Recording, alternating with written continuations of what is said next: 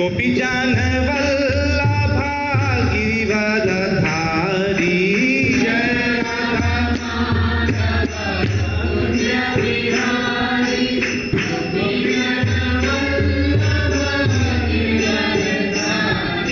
जय राधा माधव कुंज बिहारी गोपीजन वल्लभा गिरिवरधारी जय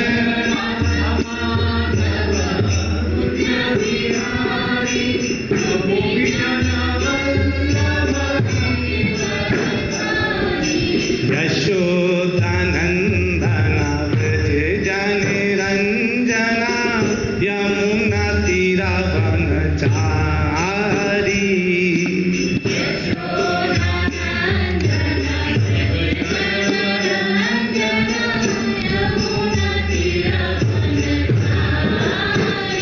ओ यशोदानंदन व्रज जन रंजना यमुना तीरावनचारी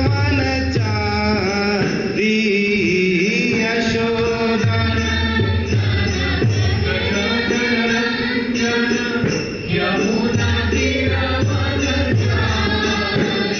ओ जय राधा माधव कुंज बिहारी गोपी। ओम नमो भगवते वासुदेवाय। ओम नमो भगवते वासुदेवाय। ओम नमो भगवते वासुदेवाय। नारायणं नमस्कृत्य नरं चैव नरोत्तमं देवीं सरस्वती व्यासं ततो जयमुदीरयेत्। नष्टप्रायेषु अभद्रेषु नित्यं भागवत सेवया भगवती उत्तमा श्लोके भक्तिर्भवति नैष्ठिकी। ओम अज्ञानतिमिरान्धस्य ज्ञानाञ्जनशलाकया चक्षुर्मीलितं येन तस्मै श्रीगुरुवे नमः। श्रीचैतन्यमनोभीष्टं स्थापितं येन भूतले स्वयं रूपः कदा मह्यं ददाति स्वपदान्तिकं। वन्देऽहं श्रीगुरु श्रीयुतापदकमलं श्रीगुरून् वैष्णवांश्च श्रीरूपं सागरजातं सहगण रघुनाथान्वितं तं सजीवं साद्वैतं सावधूतं परिजन सहितं कृष्ण चैतन्य देवं श्रीराधा कृष्ण पादान् सहगण ललिता श्री विशाखान्वितांश्च। हे कृष्ण करुणा सिंधु दीनबंधु जगतपते गोपेश गोपिका कांता राधा कांत नमोस्तुते। तप्त कांचन गौरांगी राधे वृंदावनेश्वरी वृषभानुसुते देवी प्रणमामि हरिप्रिये। वाञ्छाकल्पतरुभ्यश्च कृपा सिन्धुभ्य एव च पतितानां पावनेभ्यो वैष्णवेभ्यो नमो नमः। जय श्री कृष्ण चैतन्य प्रभो नित्यानंदा श्री अद्वैता गदाधर शिवास आदि गौर भक्तवृंदा। हरे कृष्णा कृष्णा कृष्णा हरे हरे हरे राम राम राम हरे हरे। हरे कृष्णा कृष्णा कृष्णा हरे हरे हरे राम राम राम हरे हरे। हरे कृष्णा कृष्णा कृष्णा हरे हरे हरे राम राम हरे हरे। हरे कृष्णा। कैसे हैं आप लोग? उम्मीद करते हैं आप लोग बिल्कुल अच्छे होंगे। आप सबको मेरा बहुत बहुत दंडवत प्रणाम, सबको मेरा नमन। आप सभी लोग जो है अपना समय निकाल कर इस भागवत कथा में आए हैं, इसके लिए हम आपके जो है आपको बहुत बहुत धन्यवाद देते हैं। क्योंकि ये हम आपको इसलिए धन्यवाद दे रहे हैं क्योंकि आप इसके महत्व को जानते हैं, और जो इस श्रीमद् भागवत के महत्व को जानता है वो हमेशा धन्यवाद के काबिल होता है। आप लोग जो है इस महत्व को जान रहे हैं, इसलिए डेली रोज नित्य आधा घंटा इस चीज़ को दे रहे हैं। आधे घंटे, ये केवल आधे घंटे आपके जीवन को संभाल देंगे। कहते ना LIC पॉलिसी, LIC पॉलिसी क्या है? जीवन के साथ भी, जीवन के बाद भी। तो LIC पॉलिसी कैसी है? LIC पॉलिसी तो झूठ हो सकता है, एक बार को हो सकता है, कैसे क्या जीवन के बाद क्या पैसे का आप उपयोग करेंगे। कहते ना आपके जीवन के साथ पैसे रहेंगे, उसके बाद भी रहेगा, तो पता नहीं कैसा रहेगा। लेकिन जो असली जीवन के साथ भी और जीवन के बाद भी है ना, वो क्या है पता है आपको? वो है भगवान का जो ये भागवत कथा है। भागवत कथा वो है जो आपके जीवन के साथ भी और जीवन के बाद भी चलती है। इस भागवत कथा को इसलिए हमको हमेशा नित्य रखना चाहिए अपने साथ, क्योंकि ये बहुत ज़रूरी है ना। इसलिए आप लोग जो है इसको नित्य सुनते हैं, इसके लिए मैं आपको बहुत बहुत धन्यवाद देता हूँ और आपको नमन करता हूँ। आप लोग श्रेष्ठ बहुत बड़े वैष्णव हैं, इसलिए मेरा आपको नमन। अब जो है हम लोग कहाँ चल रहे हैं इस समय? हम चल रहे हैं उस यात्रा में जिस यात्रा में विदुर जी निकल गए हैं। घर बैठे हम उस यात्रा को कर रहे हैं। विदुर जी अलग अलग तीर्थों में जा रहे हैं, अलग अलग जगहों पर जा रहे हैं, और जा कर के क्या भगवान के धाम, भगवान के को जानने के, यानी उनके सामने समर्पण हो चुके हैं पहले से। लेकिन चूंकि भगवान बिल्कुल उनके सामने साक्षात मनुष्य रूप में खड़े हुए हैं, लेकिन तब भी अपने आप को वो इस लायक नहीं समझ रहे कि वो भगवान से साक्षात्कार स्वयं कर सकें। इसलिए पहले आत्म साक्षात्कार के लिए वो पूरे अलग अलग जगह भ्रमण कर रहे हैं, तीर्थों में भ्रमण कर रहे हैं, भगवान के मंदिरों में भ्रमण कर रहे हैं, और अपने आप को शुद्ध कर रहे हैं, ताकि जब वो भगवान के पास सामने जा सकें, जाएं तो शुद्ध होकर के जाएं और भगवान उनको तुरंत स्वीकार कर लें। हमें अपनी शुद्धता पे कार्य करना चाहिए। अब देखिए, तो जो है अभी हमारा जो था वो प्रश्न अलग अलग पूछ रहे थे, है ना। तो आज हम लोग किस में हैं? चैप्टर 30 थर्ड कैंटो के पहले चैप्टर के 30वें श्लोक में पहुंच चुके हैं, है ना। ये चैप्टर बहुत जल्दी अभी खत्म होने वाला है अभी, लेकिन इसमें विदुर जी के प्रश्न चल रहे हैं। वो प्रश्न बहुत उत्तम प्रश्न हैं। उन प्रश्नों में ही हम बहुत सी जानकारियाँ, बहुत से कथाएं सुनेंगे उन प्रश्नों में, ताकि हमें जानकारी होती चली जाए। तो अब देखिए आते हैं 3.1.30 में, ठीक है ना। ये श्लोक है आपके सामने, बताइए अगर आपको दिख रहा है। हाँ, तो दिख ही रहा होगा मेरे ख्याल से। तो आते हैं, इसको राग के साथ, बड़े धैर्य के साथ पढ़िए इसको। कहते हैं, कच्चिध्वरे सौम्य सुतः सदृक्षा आस्ते गृणीरथी नाम साधु सांबः असूतयं जाम्बवती वृताढ्या देवं गुहं योऽम्बिकया धृतोऽग्रे देवं गुहं योऽम्बिकया धृतोऽग्रे, है ना। कच्चित, कहते कच्चित क्या, हरे भगवान का, सौम्य हे गंभीर, स्वतः पुत्र, सदृक्ष, कहते हैं समान, आस्ते ठीक से रह रहा है, अग्रणी जो अग्रणगण है, रथिनाम योद्धाओं में, साधु अच्छे आचरण वाला, सांबा सांब, असूत जन्म दिया, यम जिसको जाम्बवती कृष्ण की पत्नी जाम्बवती ने, वृताढ्या व्रतों से संपन्न, देवम देवता, गुहम कार्तिकेय नामक, यह जिसको अंबिकाया शिव की पत्नी से धृतः उत्पन्न, अग्रे पूर्व जन्म में।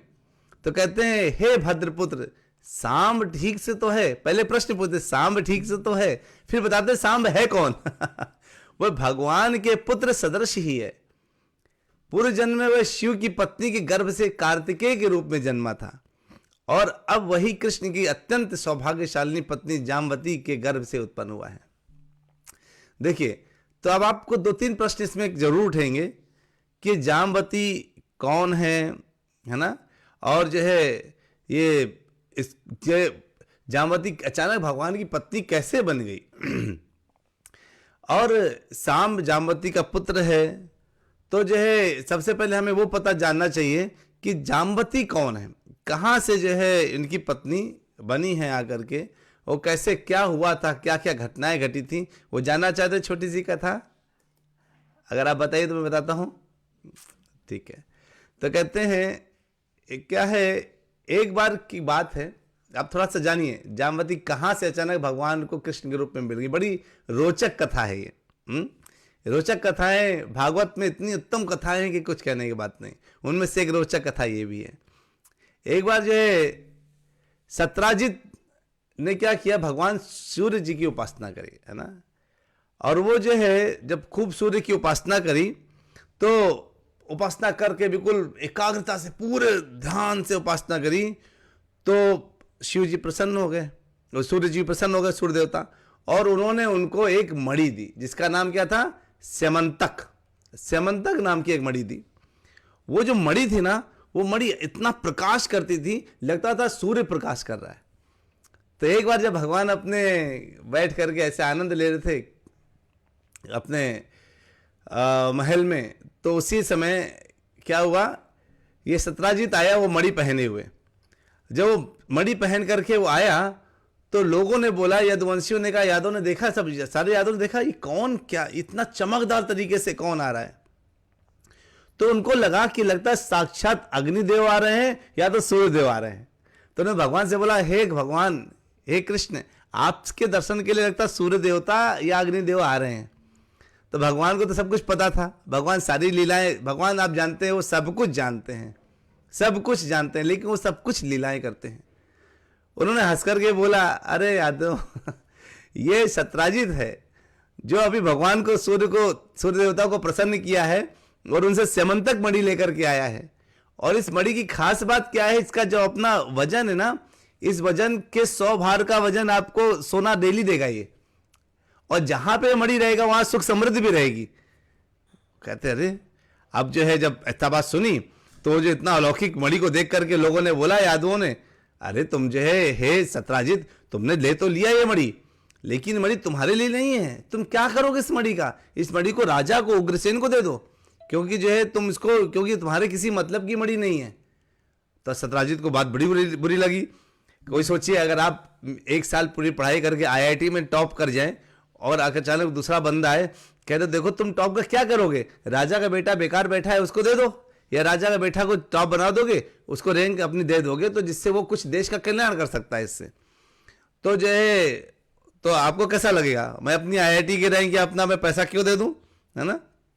अभी किसी भी चीज के लिए दान मांगा जाता है, मैं इतना कमाता हूँ, मेहनत से एक दिन रात करके कमाता हूँ, मैं 500 रुपये दान कैसे दे सकता हूँ ये मन में आते लोगों के। तो जो है उसने सोचा कि मैं नहीं दूंगा, और उन्होंने वो दे करके चला गया। अब वो स्यमंतक जो है मणि को ऐसे संभाल के रखता था, डेली पहन के रखता था, डेली।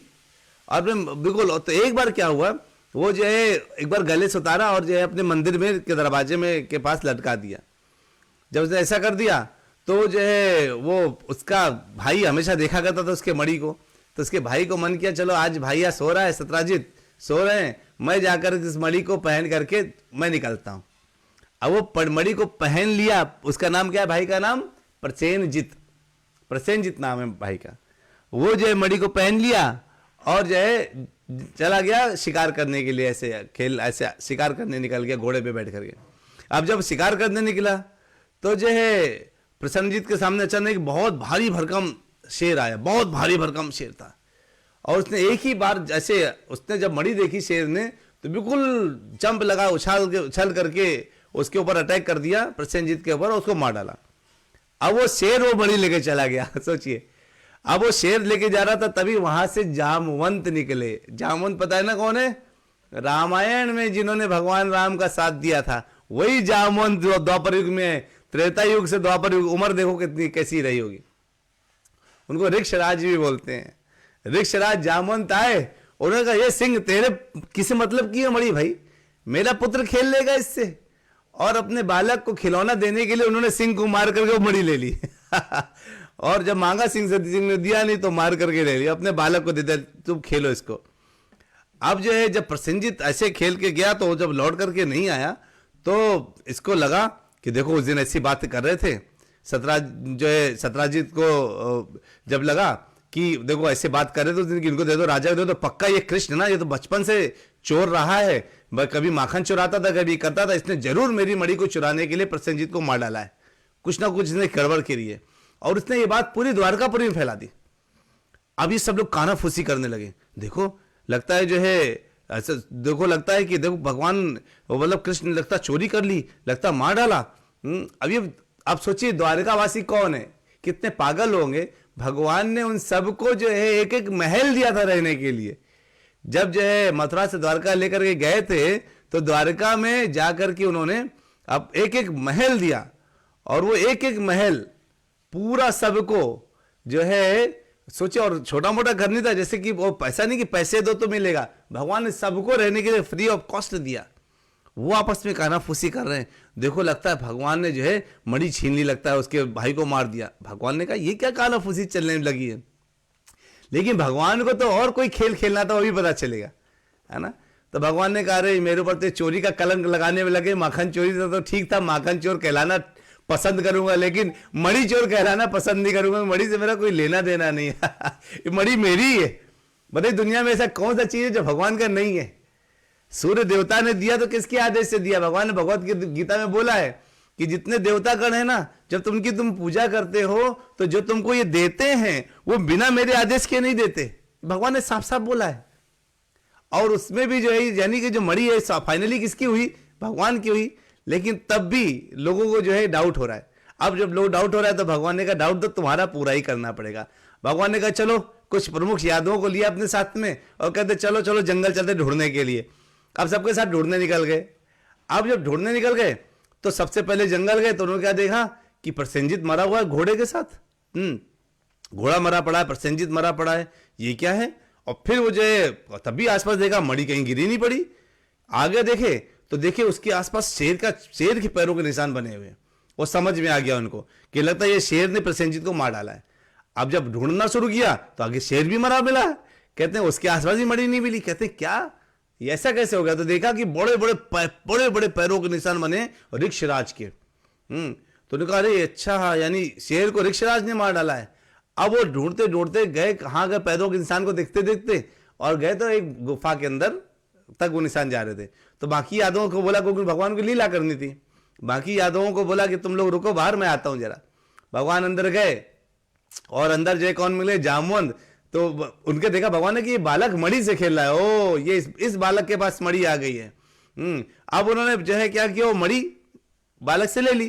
और जैसे लिया जामवंत ने कहा कृष्ण तुमने मेरे बालक से कैसे उठा लिया, तुमने लेने की हिम्मत कैसे कर दी, ये मेरे बच्चे का खिलौना है, तुमने कैसे उठा लिया, तुम कौन हो। तुमको पता नहीं था कृष्ण तुम कौन हो, चलो युद्ध कर, अब भयंकर मेरे साथ तुम्हें युद्ध करना पड़ेगा। भगवान ने बोला अरे तुम्हारी मणि नहीं है, ये स्टोरी है भाई, ये पीछे चला रहा है ये कथा पुरानी है, यहां से घूम घूम के आ रही कथा। वो कहता नहीं तुमको अगर ले जाना है तो मुझसे युद्ध करना पड़ेगा। भगवान ने कहा ठीक है एज यू विश। भगवान ने युद्ध करना शुरू किया। अब युद्ध करते रहे, 12-13 दिन बीत गए। यादवों ने सोचा अरे लगता है कृष्ण अब आए नहीं वापस, वो कोई खत्म हो गए। ऋषराज ने लगता है मार डाला उनको भी, वो भाग गए, चले गए। और जो है इधर ये युद्ध करने में लगे हुए हैं। और युद्ध कितने दिन किया, 28 दिन तक, 28 दिन तक युद्ध किया। तो जो है भगवान तो जब जामन ने, और फिर भगवान ने एक ऐसा वार मारा ऐसा कि 28वें दिन की उनकी एक नस टूट गई जामवंत की, तो वो गिर गए, पैर की नस टूटी तो गिर गए। वो गिरते उन्होंने अपना हाथ जोड़ा, भगवान राम को याद किया। जब भगवान राम को याद किया तो जो जिनसे सामने युद्ध कर रहे हैं वही राम के रूप में दिख रहे हैं। आंख खोले तो सामने कृष्ण रूप में दिख रहे हैं, फिर आंख बंद करे तो राम के रूप में उनको नजर आ रहे हैं। उन्होंने तुरंत उनके पैर में गिर गए। कहते हैं कि जो है आपने ऐसा क्यों किया, कहते इसलिए किया क्योंकि तुमने जब रावण का युद्ध हुआ था तो तुमने कहा कि तुम्हारा बल इतना ज्यादा है कि तुमको उस बल का उपयोग अभी हो नहीं पाया है। तुम रावण से युद्ध करना चाहते थे अपना बल का यूज करने के लिए, लेकिन तुमने मेरा सम्मान करने के लिए युद्ध नहीं किया। और तुम चाहते थे कि तुम मुझसे एक बार युद्ध करो ताकि तुम्हें अपने बल में मजा आए, उस बल को तुम उपयोग करना चाहते थे। इसलिए मैंने तुम्हारे साथ इस समय द्वापर युग, मैंने तुमसे कहा था कि मैं तुमसे युद्ध जरूर करूंगा कभी ना कभी इसीलिए मैं युद्ध करने के लिए तुमसे अभी आया। सोचिए अब कोई पागल ही होगा जो कहे कि भगवान ये करते करते वो करते करते ढूंढते ढूंढते गए। भगवान उनको जो है क्या हुआ, गए। अब जामन जी से युद्ध हो गया तो कहते हैं जामन जी वो तो ठीक है, अब आप आ गए हैं, अब आपने हमसे युद्ध भी कर लिया, अब आप जो है ये मणि भी रखिए, ये मणि दहेज के रूप में रखिए, और मेरी कन्या है एक जामवंती, आप उनसे शादी कर लीजिए। भगवान कहते हैं अच्छा चलो ठीक है। कहते मैं कन्या तो ले लेता हूं, लेकिन ये थोड़ा दहेज का चक्कर मुझे पसंद नहीं आता। ठीक है तुमने दे दिया है तो मैं वापस कर दूंगा, जिसकी मणि उसको वापस कर दूंगा।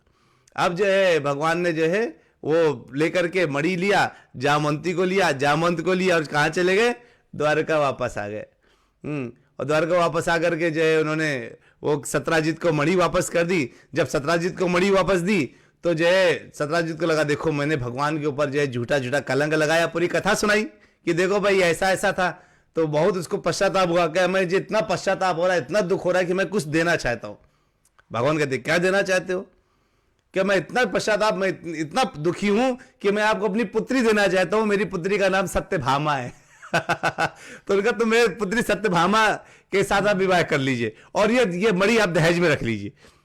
अरे यार ये कहते मैं कितनी बार इस मणि को दहेज में रखूं, कहते मुझे मणि के चक्कर में नहीं पड़ना भाई, तो अपना मणि रखो, मुझे सत्यभामा दे दो, बस बहुत बहुत हो गया। तो सत्राजित को जो है मणि वापस करी। तो ये थी भगवान की जामवंती के साथ जो है विवाह की खबर। और उसी जो है का पुत्र है ये जामवंत, है ना, जो अभी देखा ना, तो उसी पुत्र है ये सांब, है ना। तो सांब तो कहते सांब ठीक से तो है ना, अभी आपने देखा ना, इसलिए मैं श्लोक से बाहर अपना नहीं निकला मैं, ताकि आपको श्लोक से पता चले कहे हे भद्र वो सांब ठीक से तो है ना। वो कौन है, वो जामवंती का पुत्र है। और सोचिए जामवंती कौन है, जामवंती है स्वयं भगवान, वो जामवंत की पुत्री। और जामवंत कौन है, जिसने भगवान राम के समय पे रावण के साथ युद्ध किया था। इस तरह से पूरी जो है एक अति उत्तम कथा है ये। वो सांब के विषय में कौन पूछ रहे हैं, हमारे जो है विदुर जी पूछ रहे हैं कि सांब ठीक से तो है ना। अरे वो कौन था पता है, वो कार्तिकेय था। और कार्तिकेय कौन है, देखिए अगर आप ध्यान से सोचिए तो भगवान का ही श्वास बोलते हैं जो है। भगवान के 3 गुणावतारों में शिव जी एक है, ठीक है, गुणावतार में। तो गुणावतार आप जानते हैं ना, उनमें 3 गुणावतारों में एक गुणावतार कौन है, शिव जी हैं। और शिव जी के जो है जो पुत्र हैं वो है कार्तिकेय, है ना। और जो है और वो जो कार्तिकेय हैं, तो अब शिव जी के पुत्र कार्तिकेय और जो है कृष्ण के पुत्र कौन है, प्रद्युम्न। तो इसलिए इस लाइन में उन्होंने बोला, मैं फिर से आपको दिखाता हूं लाइन में क्या बोला है विदुर जी ने, पता होना चाहिए।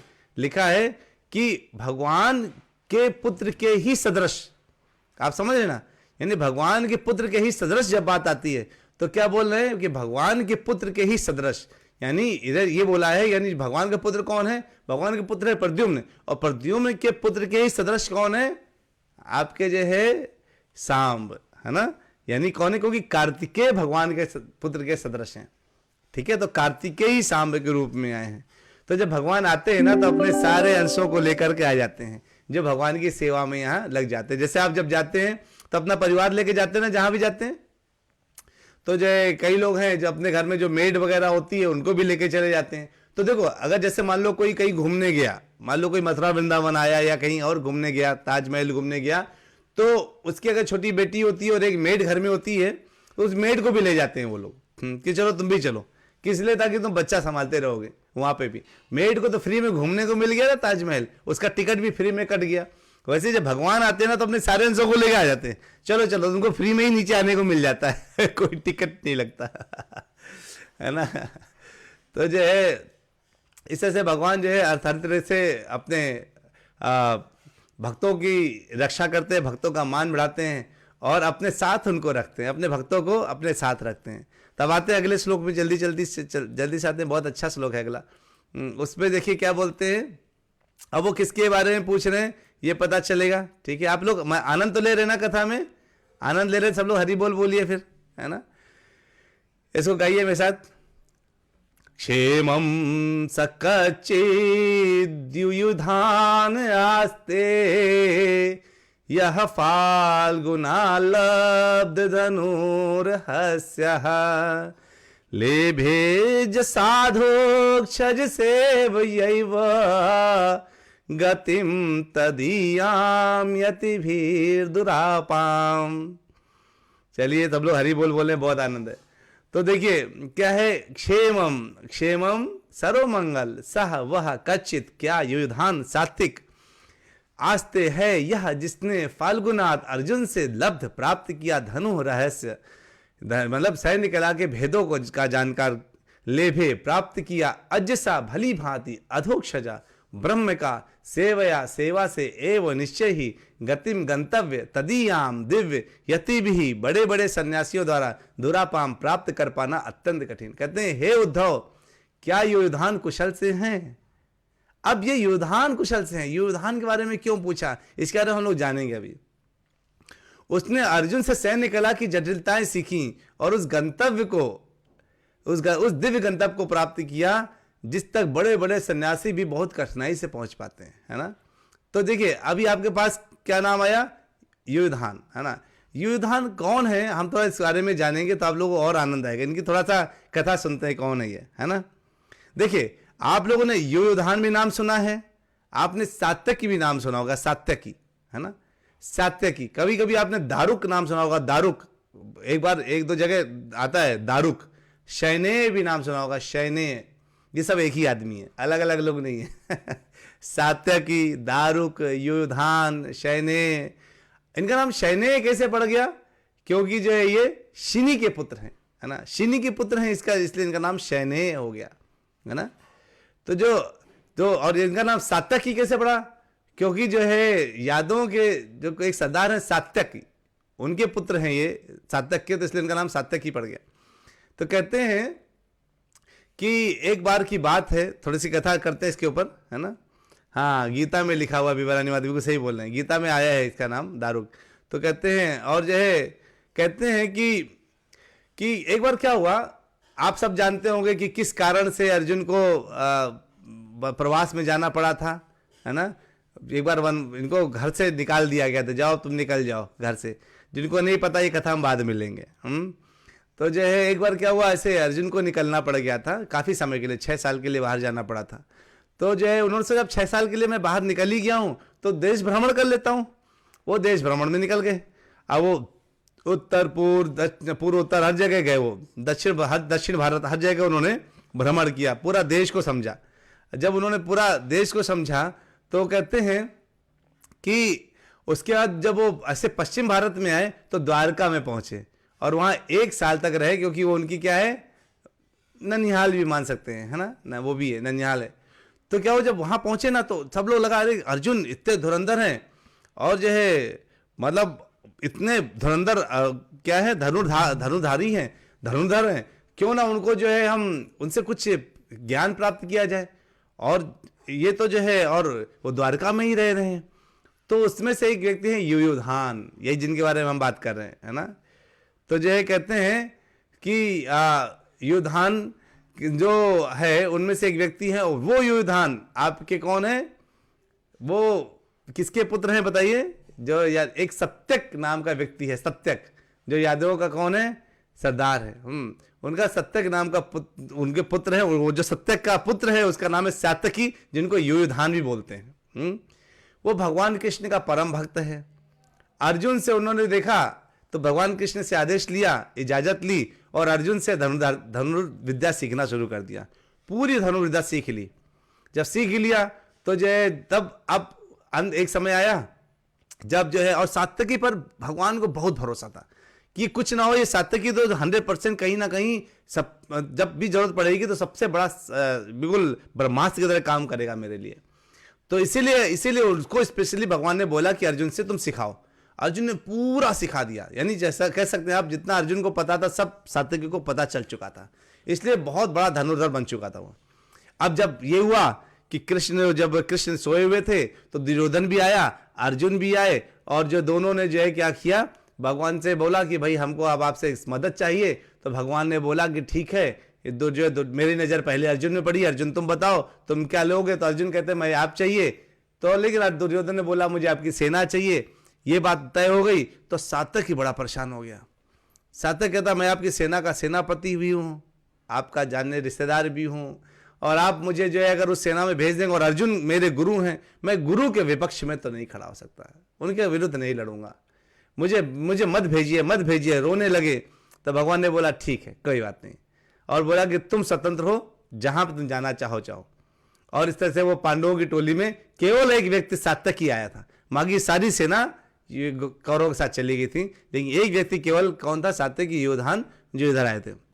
है ना, कहते हैं भगवत योधान और विराटश्च, है ना, ये बोलते हैं ना भगवत गीता में, इन सब के नाम जो है आए हुए हैं। तो कहते हैं ये तो जो योधान है तो ये क्या है, वो सात्यकी ने जो है आगे, अब जब ये दे करके पूरी सेना ना डिस्ट्रीब्यूट हो गई, आप सोचिए दुर्योधन कितना बड़ा खतरनाक बेकार व्यक्ति था कि अब जो है जब ये डिस्ट्रीब्यूशन हो गया, बंटवारा हो गया, तो भगवान ने बोला चलो युद्ध के पहले एक बार मैं शांति का प्रस्ताव लेके जाता हूं। तो भगवान को पता था दुर्योधन महाबेकार व्यक्ति है, सब कुछ ले तो लिया इसने, लेकिन हो सकता है कुछ प्रॉब्लम क्रिएट कर दे। तो उस समय सात्यकी को कहते हैं कि तुम चलो मेरे साथ। जब शांति दूत बन के गए थे ना, और इनको पता था मैं शांति दूत बन के जा रहा हूं, तो पक्का ये लड़का जो दुर्योधन है ना कुछ ना कुछ शैतानी करेगा वहां, और अगर शैतानी करी, इसने कुछ गलत काम करने का, यानी मुझे बंदी बना लिया। भगवान तो सात्यकी की परीक्षा ले रहे थे, उनको कौन बंदी बना सकता है। तो सात्यकी कहते थे कि मुझे बंदी बना सकता है या मुझे मार भी डाल सकता है, अगर हो तो तुम सेना लेकर के तुम, तब हमारी सेना फ्री हो जाएगी इससे, जो मेरे वचन दिया था, और तुम फिर सेना लेकर जो तुम्हें करना हो करना, तुम फ्री रहोगे।